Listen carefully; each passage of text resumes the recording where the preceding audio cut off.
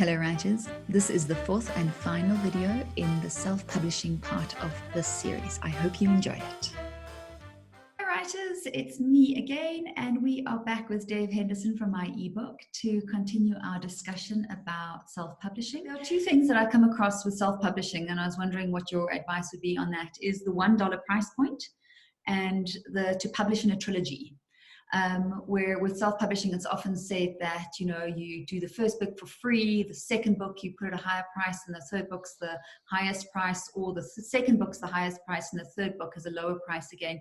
What is your opinion on that? Okay, so firstly, for the people watching, take off the writing cap and put on the business cap. Now, the old-fashioned way of publishing said, I'm going to write a book that's going to be 100,000 words, because to have a real book, it's got to be 100,000 words. It's got to be a big book. You know, thicker, way back when, implied better value. You know, so people used to target higher word counts because the publishers would say that, you know, that writing a short form was not a good thing, and that, you know, a bigger book was more value. Now, the world of e-publishing and publishing online to shops like Amazon has flipped that around completely. So for an author who says, well, how many words should I write?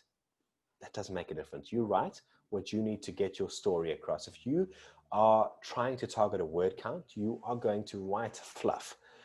And when it comes to an author who might have a massive book, a lot of the gut feeling from this author is, I have to charge a lot. This book took me 10 years.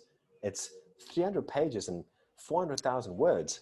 I would have charged like $20 or $30 for this book because, and the problem is you're entering a fairly mature ebook market in the first world in the States, where readers are going to look at your $20 ebook and go, no, that's not going to happen. And so the habit of people targeting higher word counts, higher page counts, is detrimental. It's detrimental because what you're going to have is less people buying your book, unless, you know, you're well known, and unless you have a great marketing team, more than likely you are going to languish. So the advice then becomes, well, for example, for authors who have massive books, is it possible to logically split the books up into parts? And if you split those books into parts, you know, you typically, you want to get people into the first part. Now, if you're going to price all your books at $5 or $10 a piece, there's not much incentive there for someone to test you out as a first-time author, because let's say you're going onto Amazon, you don't have much material, if anything, yet. How do you get someone to try a new author, you know, to take that risk with a new author? And one of the tools at your disposal is price. So pricing lower, whether it's $1 or whether it's just tempting someone into the first part of a trilogy, is the smart thing to play with. The other thing to realize is that pricing is not fixed. So a lot of people are scared about the updating of price. Like, what should I do? How should I do it?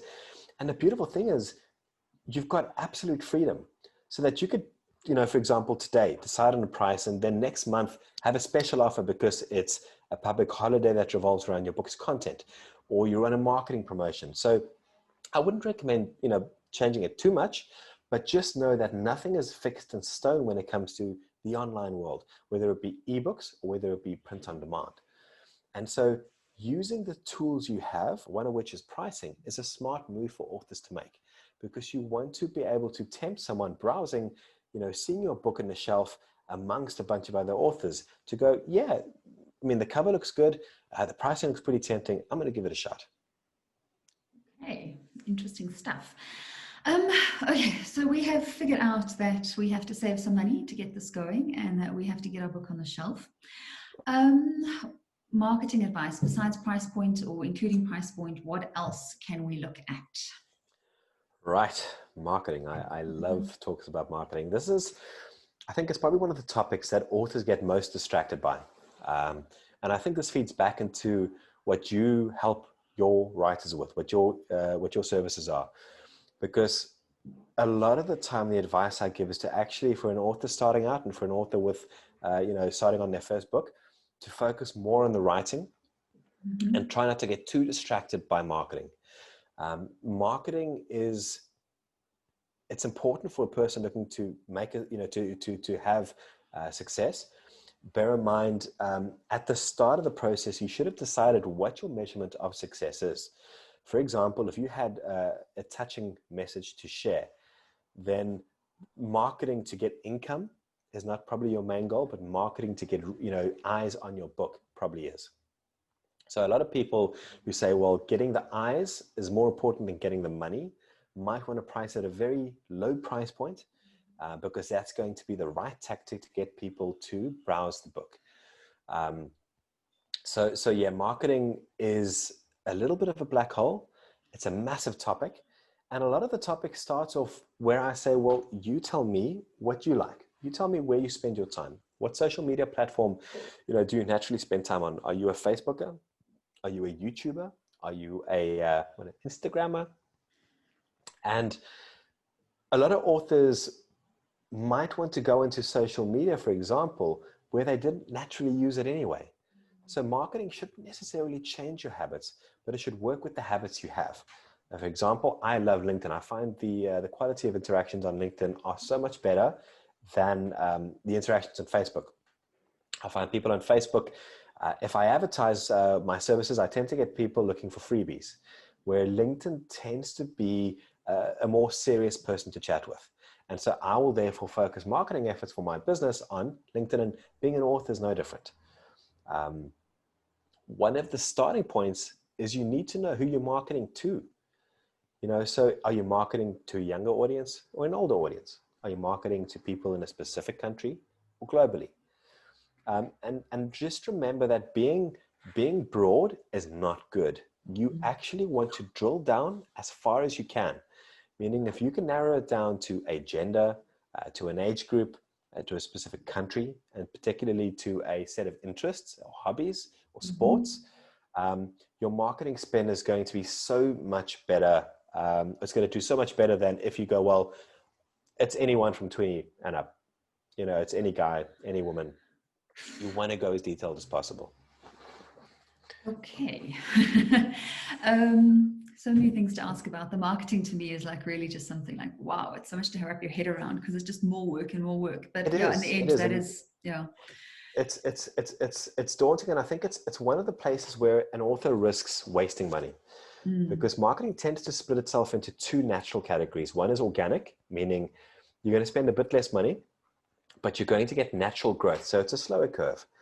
Or you get kind of paid promotions, which is I'm going to splash money on Facebook or Google ads, or Amazon actually allows authors to advertise now as well directly.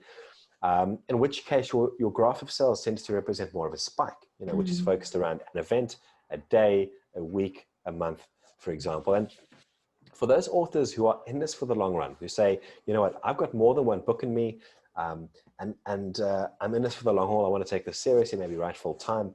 Organic is a beautiful way to go, where the advice tends to be, well, do you have a website? Are you releasing constantly updated content through a blog or a vlog, for example? And do you have, very important, do you have a newsletter where you can capture reader information, capture an email address, in return, ideally to give the reader a free chapter or a sample or a guide or whatever the case might be. But do you have something to capture reader email addresses for future marketing? And that's the organic side. So that's where you go, it's going to take a bit longer. I can bootstrap it or do a lot of it myself, potentially, if you don't mind getting your hands dirty. But it's my preference. I'm more of a bootstrapper where I don't mind blogging, where I write and I write and I write, knowing that I'm not going to get immediate customers now, but down the line. And that's exactly actually how my business has worked, where I started blogging early on, wrote for a couple of years with very little feedback, to a point now where that's changed and most people find me through my blog. And I don't blog on a unrelated topic. Whatever I'm writing is focused on the people I know I want to be in front of. So I blog for authors, the authors find me, and by finding my freely available information, they kind of predispose to actually want to work with me. And so again, it does suit nonfiction writing a little better, where you can focus on a particular topic. But that organic side, you can't discount the organic factor. For authors, you go, listen, I'm busy, I don't have time. This is maybe linked to a business. meaning there's income dependent on this book and things behind the book, you might want to do more of a paid promotion where you say, well, I tell you what, I want to set up a good website. That's going to cost a bunch of money. I want to get e-commerce on the website so people can, swipe a credit card and get a physical copy posted. In which case you're going to attract a bit of a higher bill, and your graph is going to spike fairly quickly. And then it helps to have the organic attached to the end of that graph so that a blog can kick in, for example, after the paid promotion has been taken care of. Yeah. So, it's just, the author platform is such a huge topic, and that just kind of feels like a job all on its own again. So you're saying we should do a combination of the organic and some paid. We also mentioned, and that's something that I've told my students several times, is that I have people in front of me quite often who say they're going to start a blog and quickly make a lot of money, because I think that's one of the myths around blogging, is that, this blogger makes so much, this blogger makes so much. But they forget to tell you that they've been blogging for plus minus 10 years on a certain platform, never mind the 3 failed blogs or the 3 previous blogs before this one. So just in terms of author platforms, how soon do you recommend your authors start their platforms? Before or after they finish the book? I think this is probably my favorite topic out of everything we've spoken about, is the author platform, because again, business cap on, writing cap off, because the platform is your future for the writing business. If you've written one book and it's a hobby, that's okay. You probably don't need as much of a platform. But if you're writing more than one book, or you're thinking that you might want to take it full time, there is no way you can succeed without a platform. A lot of authors start out going, well, I'm going to get a Facebook page. I'm going to get a Facebook page and I'm going to update my Facebook every single day. And you have no idea the amount of calls I have where an author says, I posted this article and I got 1,000 likes. And it is such a shitty measurement to use. The amount of likes that your post might get does not translate into sales of your book. And so I typically want to pull the authors back from social media and go, no. Social media is what you touch once you've got a platform. The platform generally revolves around a well-structured professional website. And the beauty is, because your question was when to start that, is you can book it out now. You could, after the video is done, stop, find the website name that you want to book out. Typically, because an author wants to know what name should I book out. To be safe, using your name is a great place to start. You don't typically want to book out a name specific to the book, because what happens if you write more? What happens if you decide you want to write a different genre tomorrow? So I find the author name is a safe home, where if you change your interest or your genre at some point, it's still relevant. Now, bear in mind, as soon as you've booked out the domain, you can actually stop right there. You can go back to your book designer and say, hey, book designer, I've got a website name, because when the readers finish this book, I want to direct them to somewhere so I don't waste them. Put this website in. I don't have a website right now, but I know I'm going to have one in the next couple of months. And that's the first bit of platform advice I normally give an author is, if you don't already have a website, book one out right now. Get that name so that nobody else can take it. Put it back into your book so that while everyone's preparing your book, they can use that name at the copyright page at the end as a call to action, even if you have no website, because you will at some point, and at least your website is then linked inside the book, as opposed to getting the website after, going back into the book and having to pay everyone to update things. So the starting point, I think, is getting that website domain booked out, and then deciding kind of what you want people online to see. A lot of this depends on what you're writing. Are you writing fiction? Do you want to tell people about your characters, your story? Are you having character interviews? Are you maybe reading from your fiction book, sample chapters and putting that to YouTube, which links back to the website? Or if you are nonfiction, you can have a lot of great static content on the website, which again, you're aiming to attract people naturally through Google searches and the like, to come to your website to potentially then sell them the book. So having that platform is an absolute essential. Getting the name out is the first step, and it's a very small cost. And then having a professional design done after that. The design of the site is an amazing topic, but it's also a very long one about how to design the ideal landing or squeeze page, because you don't just want to go like a lot of authors do. Here's my book, buy it. That's not going to convert too many people. You want to actually structure the page, which introduces your book with a beautiful grabbing visual. You want to explain beautifully with a nice, well-written blurb what the book's about. You want to have reader reviews going, hey, I read this guy's book, this girl's book, and it was great. You want to have a bullet point value, like, why would you want to read this book? Here's the benefits, and this is the benefits. You want to list any accolades, any forewords you might have from famous people. And you only ask for the buy, the purchase link right at the end of that page. Mm-hmm. Too many authors make the mistake of focusing that functionality on Facebook or on social media. And the risk of not being in control, and again, that's what we like, right? We like control, being the sorts of self-publishing people we are, is that tomorrow Facebook changes their algorithm. It decides kittens are now the most famous thing, and it wants to put those on the first page of search results, and now your page languishes. Mm-hmm. And so you build your own platform, you're in control of that. You get the, for example, email address information from potential readers who want to know more about you. You share videos or blog posts that you might be writing. And the reason you do that is to give people a reason to come back to your blog. And once you have that platform, you then can interact safely with social media, where everything you post leads back to your platform, where people are less distracted, and then you can guide them to do what you want them to do. That's it was one of the best descriptions of that, or examples of that, or explanations of that. I heard once was, I can't remember if it was Mike Stopforth or Arthur Goldstruck, but he compared social media to a rental property. And just like you won't spend money on your rental property, you're not going to rip out the floors and the tiles and put in solid wood flooring. You're not going to hang crystal chandeliers. You don't spend money on property you don't own. And that's exactly what happens with Facebook. Yeah. With Facebook, you invest so much time and so much money, because that Facebook advertising just sometimes feels like a bit of a bottomless pit. But it's also something that you have to master and learn how to use. But yeah, so I agree with you completely that you need an author website, which is your home and your place where you put all your stuff. But the challenge, just as a fiction writer, non-fiction, establish yourself as an expert in your field. If your book's about emotional intelligence, you get to blog about emotional intelligence, and then say, if you want to know more, buy the book. Fiction authors do have a little bit more of a challenge in terms of content, but then just a bit of creativity, you can have so much fun. Okay, start a blog as your character. It can be such fun. Okay, yeah. I crazy stuff to do. Don't be afraid to stalk, like to stalk competition, stalk best-selling authors, and see what they do. So a huge amount of time you can spend browsing the best-selling categories of Amazon, finding books that are selling well in your category. See what their authors do. See what's working for them. There's a huge amount of successful authors out there. And for you to find inspiration is just a few clicks of a button.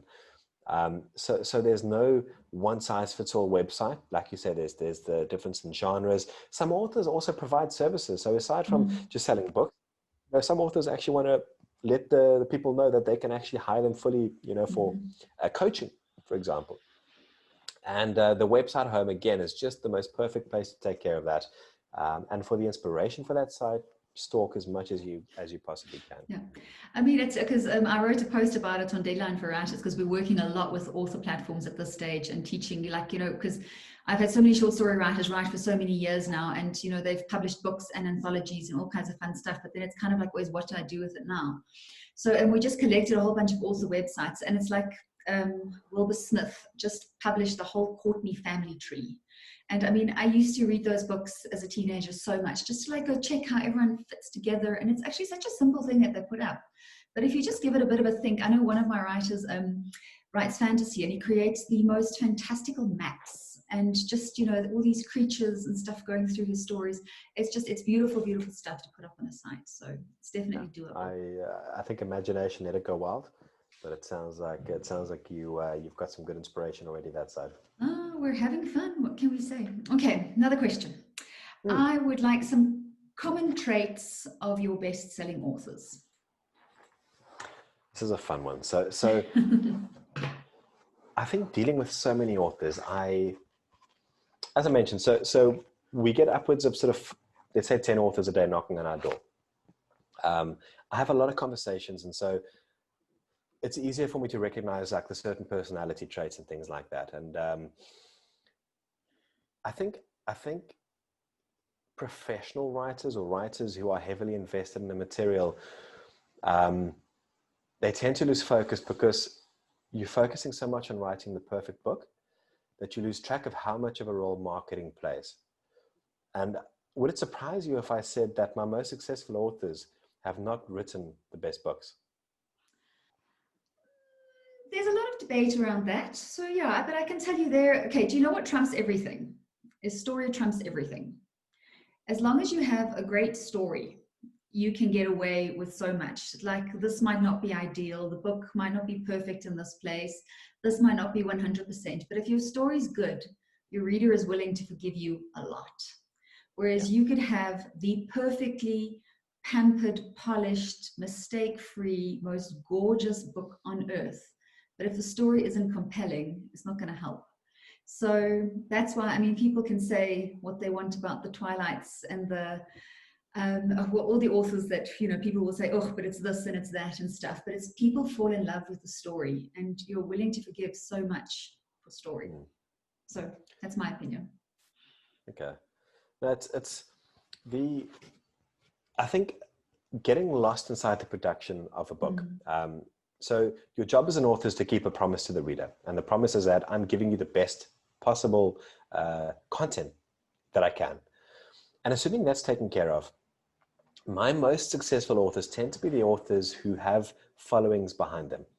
So there's a few different ways to get followings. I've had a lovely librarian from Bloemfontein who actually had a massive YouTube following because she had the sweetest little voice. And so her book she released was very niche content, very niche genre, at a higher price as well. And it actually had a very good run when it first released, purely because she had such an excited following from YouTube. I've helped celebrities who just have such a following behind the scenes that they've taken a book and promoted the hell out of it. And the numbers I'm seeing on these sorts of people who are in the limelight or can use the limelight effectively, it's big, and it would pay my salary several times over with space to spare. So I can't stress enough that as important as the production side is, that you need to give thought to the marketing, because the average author releases 1.2 books, I think, and they leave it. They kind of wait. They kind of go, well, the scariest thing I think I hear from an author in that space is going, I'm going to see how the first book does. I'm going to see how the first book does. Then I'm going to maybe finish the second book or maybe write some more.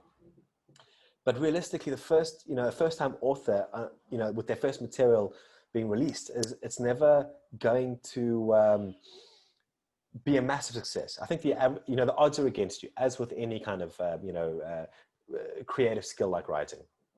And so the author who goes, well, I'm going to put it out there, I'll see if the income justifies the second book, you're dooming yourself, from the start. Can I give you a number there? The number that the last numbers that I had, which, I mean, they obviously are outdated now, but just the last numbers, is for an author to actually be able to live off their writing. They're looking at about 15 published books. So published would be traditionally published books, right? So you're earning a 10 to 15% royalty rate. So most authors, again, that knock on my door, this average self-publishing author releases 1, maybe 2 books, and then very little effort into marketing. And so from the outset, again, if your goal was purely to get your message shared, you've won. It's considered a success. But for those authors who say, no, this needs to be a sort of a financial success, I want the accolades, there's so much more thought that has to go into the marketing side of things. My best authors sell hundreds of copies each day. I've seen authors make livable incomes off their websites.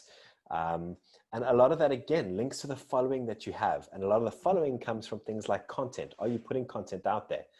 So don't make the mistake, if you're watching this, don't make the mistake of releasing that one book with the mindset of, I'm going to see what happens. If you have the writing and you commit beforehand to writing more than one book, to releasing the trilogy, before you stop. Because the worst thing that can happen is if you've got the flair for writing, but you write one book going, well, I'm going to wait and see how it goes. The averages say it's not going to make a massive splash, so you don't write anymore. that to me is the worst possible thing that can happen to an author. So have the plan ahead of schedule that doesn't rely on things like, well, I'm going to see if the income justifies it. Have a smart marketing plan, have a smart marketing plan. For example, releasing more than one book, more than one product, playing with the pricing, having the author platform set up to help promote you, potentially releasing content out into the wild, things like videos or blogs, depending what you prefer. I love video and I love writing, but I'm finding that right now my video is getting better engagement. And so this exact recording is actually a perfect example of me looking to put breadcrumbs out there to bring people to me. It's taking up, it's taking an investment of time to freely help people and hoping that in that process that I get to help you again. So it's an example of what an author can do by writing or again, vlogging.